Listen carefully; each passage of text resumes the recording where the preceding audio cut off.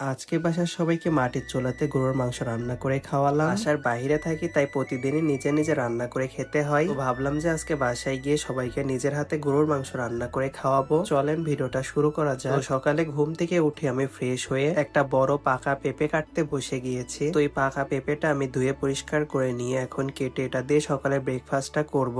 পেঁপেটা আমি পরিষ্কার করে ধুয়ে কেটে নিয়েছি। আর এই পেঁপেটা দেখতে যত পরিমাণ সুন্দর, খেতে কিন্তু একদমই ভালো না। দেখতে একেবারে হলুদ হলেও কিন্তু একেবারেই মিষ্টি ছিল না পেঁপেটা। যাই হোক, ওইভাবে আমরা সবাই পেঁপেটা খেয়ে নিয়েছি। আর যেহেতু আজকে আমি গরুর মাংস রান্না করব নিজে হাতে, তাই এখানে আমি 1 কেজি পরিমাণে গরুর মাংস ভালোভাবে পরিষ্কার পানি দিয়ে ধুয়ে নিলাম। এখন শিলপাটাতে বাটা মশলায় আমি এটা হাতে মাখিয়ে মাটির চুলাতে রান্না করব। প্রথমে আমি ধুয়ে পরিষ্কার করে রাখা মাংসগুলা কড়াইতে দিয়ে দিলাম। তারপরে অনেকখানি পেঁয়াজ কুচি দিয়েছি, আস্ত রসুন দিয়েছি, কাঁচা মরিচ কুচি, জিরা বাটা, আদা বাটা, হলুদের গুঁড়া, মরিচের গুঁড়া, পরিমাণ মতো লবণ, লবঙ্গ, এলাচ, দারুচিনি আর তেল দিয়ে এখন আমি এটা সুন্দরভাবে মাখিয়ে নিব হাতে। আমার মাংসটা সুন্দরভাবে মাখানো হয়ে গেলে আমি এখানে দিয়ে দিলাম আস্ত একটা রসুন। আর এই আস্ত রসুন কিন্তু ভাতের সাথে মাংস দিয়ে মেখে খেতে খুবই ভালো লাগে, তাই এখানে আমি একটা আস্ত রসুনও দিয়ে দিয়েছি। এখন এই মাটির চুলাতে আমি অনেক সময় ধরে মাংসটা কষিয়ে নিব। তো যখন আমার মাংসটা ভালোভাবে কষানো হয়ে যায় তখন আমি টুকরো করে রাখা আলু দিয়ে দিয়েছি। এই আলু দিয়ে গরুর মাংস প্রায় সকলেরই পছন্দ,